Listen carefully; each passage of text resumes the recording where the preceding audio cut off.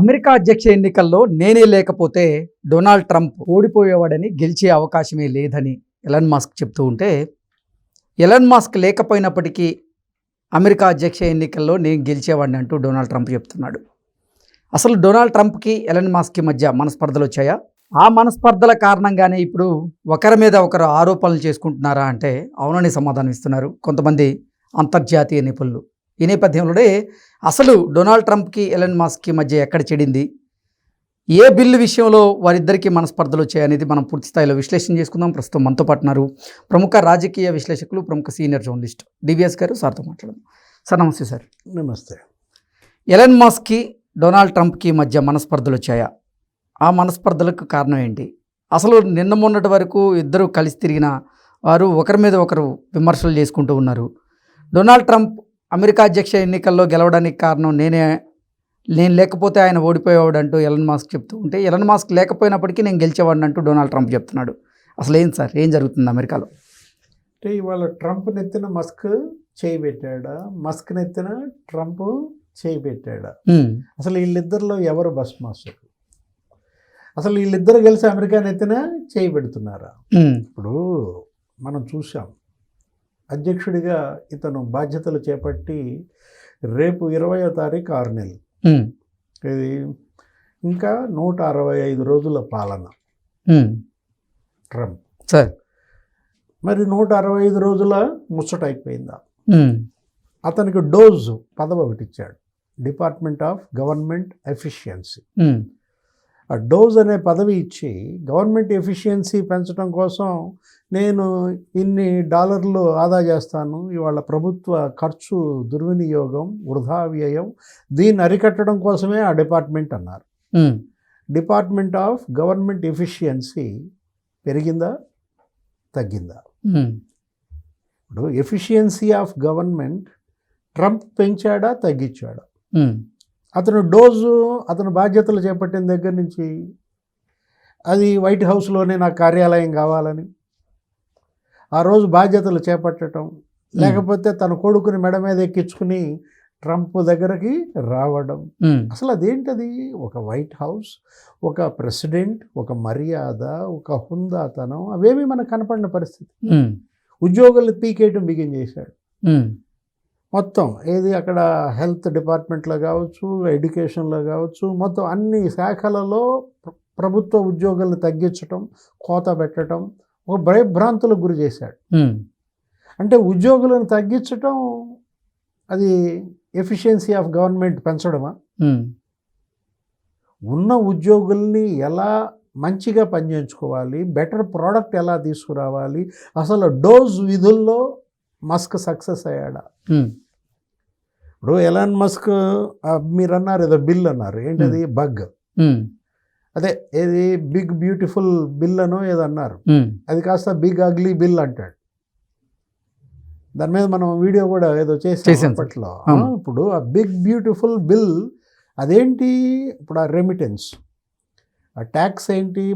అమెరికాలో సంపాదించుకున్నటువంటి ఎన్ఆర్ఐలు విదేశాలకు డబ్బు పంపే దాంట్లో 5% ట్యాక్స్ ఏదన్నాడు. అది చాలా హ్యూజ్ అమౌంట్. అంత మరి ట్యాక్స్ వేయడం, అక్కడేంటి ప్రవాస భారతీయులు కావచ్చు, అసలు వేరే ఇతర దేశస్తులు కావచ్చు, అమెరికా డబ్బు అమెరికాలోనే ఉండాలి, బయటికి వెళ్లకుండా కట్టడి చేసే వ్యూహం, అది బూమరాంగ్ అయిందా? అంటే భారతీయులు ఎవరైతే ప్రవాసాంధ్రులు కానీ, భారతీయులు కానీ ఎవరైతే అమెరికాలో ఉంటున్నారో వారు గనక ఇండియాకి కానీ ఇతర దేశాలకి డబ్బు పంపించాలంటే దాని మీద సుంకం ఎక్కువగా చెల్లించాల్సిన పరిస్థితి ఉంది. అందువల్లే దాని మీద వ్యతిరేకత వచ్చింది. ఇప్పుడు ఆ బిల్లే వాళ్ళిద్దరి మధ్య చిచ్చు పెట్టింది. అదే కదా 5% అంటే ఇప్పుడు ₹1,00,000 పంపించాడంటే నువ్వు 5,000 మరి వాడికి ట్యాక్స్ కట్టాల్సిన పరిస్థితి. అంటే ఒకవైపు ఏమో డాలర్ వాల్యూ, డాలర్ డ్రీమ్స్, ఏది ప్రపంచంలో అనేది నంబర్ 1 కరెన్సీ, అక్కడ నేను ఉద్యోగం చేసుకుంటే ఆ వచ్చే డబ్బు అతను పెద్ద కుబేరుడు అవుతానని కదా ఒక కళ, అందరి కళ. ఇప్పుడు ఆ కళని వాళ్ళు ఇతను కళ్ళలు చేయటం, అసలు ఆ బిల్కి మస్క్కి ఏంటి సంబంధం? ఆ బిల్లులో ఉన్నటువంటి కొన్ని కండిషన్స్లో అతని యొక్క బిజినెస్ ఏంటి? ఆ మస్క్ బిజినెస్ ఎలక్ట్రికల్ వెహికల్స్, ఆ కార్ల బిజినెస్. ఇప్పుడు ఆ టెస్లా ఉంది కదా, అసలు గమ్మత్తు ఏంటంటే 3 నెలల క్రితం టెస్లా మోడల్ S అది గిఫ్ట్ ఇచ్చాడు ఎవరికి కొత్త మోడళ్ళు, అసలు ఇద్దరు ఒకళ్ళనొకళ్ళు పొగుడుకున్నారు. అసలు అద్భుతమైన మోడల్ అనేమో ట్రంప్. అసలు ఈ మోడల్ బయటికి రావడం కోసం అసలు మామూలుగా మస్క్ కృషి చేయలేదు అని చెప్పి ఈయన అతని కాంప్లిమెంట్ ఇవ్వటం. అది గిఫ్ట్గా తీసుకుంటారా మీరు? అదేంటి మీరు ప్రెసిడెంట్ కదా, మీరు ఎలా గిఫ్ట్ తీసుకుంటారంటే, కాదు నేను పే చేస్తాను, ఏదో 9 లక్షలు ఎంతో దానికి పే చేస్తానని ఇతను చెప్పటం, నేను కొన్నానని. అంత స్నేహం నీకు మరి 3 నెలల్లో మంట పుడుతోందా? అంటే మస్క్ ట్రంప్ బంధం, అసలు మస్క్ పైన గతంలో ఆరోపణలు, సార్ ట్రంప్ తరఫున ఎలక్షన్లో ఓట్లు కొన్నాడని. అంటే నేరుగా ఓట్లు కొనకుండా అతను క్లవర్గా ఏం చేశాడు, న్యాయస్థానాల కళ్ళు కప్పుతూ, దర్యాప్తు సంస్థల కళ్ళు కప్పుతూ ఆ ఓటుకి ఏంటి వాళ్ళకేదో కూపన్స్, గిఫ్ట్ కూపన్స్గా ఇవ్వడం, దగ్గర ఒక $1 మిలియన్ అతను దానిపైన ఖర్చు పెట్టాడు. అంటే ఏంటి, అతను పరోక్షంగా ప్రభావితం చేశాడు. ఓకే, మీకు మరి టెస్లా నుంచి కూపన్స్ అంటే ఏంటి, ఇండైరెక్ట్గా నేను చెప్పే వాళ్ళకి నా పార్టీకి ఓటేయండి అంటూ అతను ఏంటి కొంతమందిని ప్రలోభాలకు గురి చేసినట్టే లెక్క. ఇది ఇంకో కొత్త రకం ప్రలోభం. నేరుగా నగదు పంపిణీయో గిఫ్ట్లో ఇవ్వకుండా ఇతను ఏం చేశాడు, ట్రంప్ తరపున ఓట్లు కొన్నాడనే ఆరోపణలు, దానిపైన న్యాయ విచారణలు కూడా జరుగుతున్న నేపథ్యంలో అదే అంది వాళ్ళ మస్క్. ఏది, నేను లేకపోతే ట్రంప్ ఓడిపోయాడు అనడం. అంటే ఏంటి, నా డబ్బే ట్రంప్ ఓట్ల కొనుగోళ్ళకు ఉపయోగపడిందనా? అతను ఏమంటాడు ట్రంప్, అసలు నీ డబ్బుతో నేను గెలవడం ఏంటి, అసలు నువ్వు లేకపోయినా నేను పెన్సిల్వేనియాలో నేను మెజార్టీ తెచ్చుకునేవాడిని. ఇప్పుడు ట్రంప్ అనే మాట అంటే, ఇప్పుడు మరి నువ్వు ఏరు దాటాక తగలేస్తున్నాడా? ఇక్కడ తెప్ప కాదు, టెస్లా. ఓకే, ఏది, నువ్వు ఇక్కడ సామెతను ఎలా చెప్పుకోవాలి, ఏరు దాటాక టెస్లా తగలేస్తున్నా ట్రంప్ అనాలి.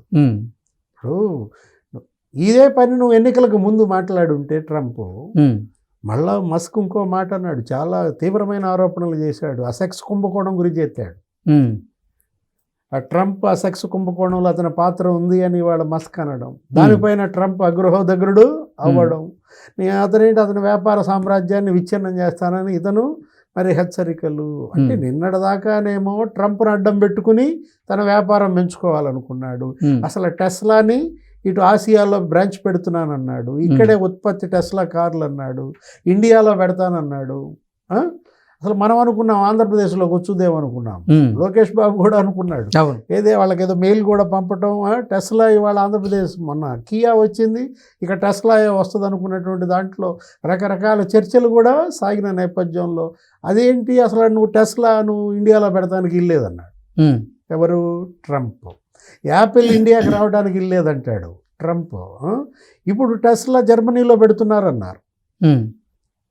అసలు ఇప్పుడు ఏం జరుగుతుంది, ఏమవుతుంది అమెరికాలో? ఈ వార్ ఏది, మస్క్ ట్రంప్ మధ్య వార్. అసలు మీమ్స్ వస్తున్నాయి, రకరకాల నెటిజన్స్ చమత్కారాలు చేస్తున్నారు. Modiji cease fire between Musk and Trump అంటున్నారు. ఏది, అతను కనుక ట్రంప్ ఏమన్నాడు, భారత్ పాకిస్తాన్ మధ్య సీజ్ ఫైర్ నేనే చేశాను అన్నాడు, మధ్యవర్తిత్వం నేనే చేశాను, చూసారా నేను బిజినెస్ని ఎలా వాడుకున్నాను, ట్రేడ్ ద్వారా దెబ్బ కొట్టాను వాళ్ళని, మీరు కాల్పుల విరమణ పాటించకపోతే మీ ఇద్దరితో బిజినెస్ బంద్ అన్నాను, ఒక దెబ్బకు 2 దారిలోకి వచ్చాయని ట్రంప్ అన్నాడు. భారతదేశం గగ్గోలు పెట్టింది. రాహుల్ తిట్టాడు, ఏది, సిమ్లా ఒప్పందం 3వ మధ్యవర్తిత్వాన్ని నువ్వెలా ఒప్పుకున్నావు మోడీ అని అడిగాడు. అంటే దాంతో మోడీ అప్పుడు మరి డిఫెన్స్లో పడింది ఇండియన్ గవర్నమెంట్. అసలు మాకు మధ్యవర్తిత్వం ఎవరు లేడు, మేమే తీసుకున్నాం ఈ డెసిషన్, ట్రంప్కి అసలు దీంతో సంబంధం ఏమీ లేదని మోడీ ప్రకటన. ఇప్పుడు ఈ మీమ్స్, ఈ వెటకారాలు, ఎవరు నెటిజన్లు ఏమని, భారత్ పాకిస్తాన్ మధ్య ఆయన మధ్యవర్తిత్వం చేశానని చెప్పుకున్నాడు. మీరు కూడా మోడీ గారు, మీరు మస్క్కి ట్రంప్కి మీరు కూడా సీజ్ ద ఫైర్, కాల్పుల విరమణ పాటించమని చెప్పండి. ఏదైనా నాశనం ఏంటి, అటు అమెరికా నాశనం, ఇటు ప్రపంచ నాశనానికి వచ్చిందనమాట. ఏది, ఇవాళ ట్రంప్ నాయకత్వం, లేకపోతే ఈ మస్క్ ఈ ఉపనాయకత్వం, ఇవాళ ఎలన్ మస్క్, ట్రంప్, లేకపోతే ఆయన ఎవరు జేడి వాన్స్. ఉమ్, ఎందుకు ఆయన ఈ మధ్య సైలెంట్ అయ్యాడు, ఉమ్, ఉపాధ్యక్షుడు. మరి ఇండియా పర్యటనకు వచ్చి తాజ్మహల్ ఇవన్నీ చూశాడు పెళ్ళాం బిడ్డలతో.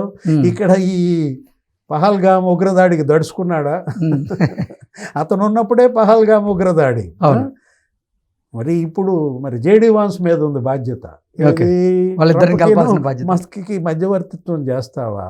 అసలు రాబోయే ఎన్నికల నాటికి అసలు ఏమవుతుంది రిపబ్లికన్ పార్టీ? ఉమ్, ఏంటి అసలు నిలబడుతుందా? ఇవాళ ట్రంప్ ఏం చేయబోతున్నాడు అంటే మస్క్ ట్రంప్ వార్ ఇవాళ అసలు ఆ పార్టీనే మరి రూట్అవుట్ చేస్తుందా? ఇప్పటికే ట్రంప్ యొక్క వినాశ నిర్ణయాలు అమెరికా కుదేలవుతుంది, ఉమ్, ఆర్థిక సంక్షోభంలో చిక్కుకుంటోంది. ప్రపంచ దేశాలన్నీ ఇవాళ అమెరికా పైన కన్నెర్ర చేస్తున్నాయి, ఉమ్, ఆ టారిఫ్ వార్ కావచ్చు. ఇలాంటి పరిస్థితుల్లో ఇప్పుడు ఇదేంటి ముసలం? ఉమ్. ఇది అమెరికాలో ముసలానికి దారితీస్తుందా? లేకపోతే ఒక ట్రంప్ క్యాబినెట్లో ముసలమా? లేకపోతే అసలు ఆ రిపబ్లికన్ పార్టీలో ముసలమా? ఉమ్. ఇంకా ఎన్నేళ్ళు? ఇంకా 3.5 ఏళ్ళు. సార్, ఈ 3.5 ఏళ్లలో ఇంకేం జరుగుద్దో చూద్దాం. Okay sir, thank you so much.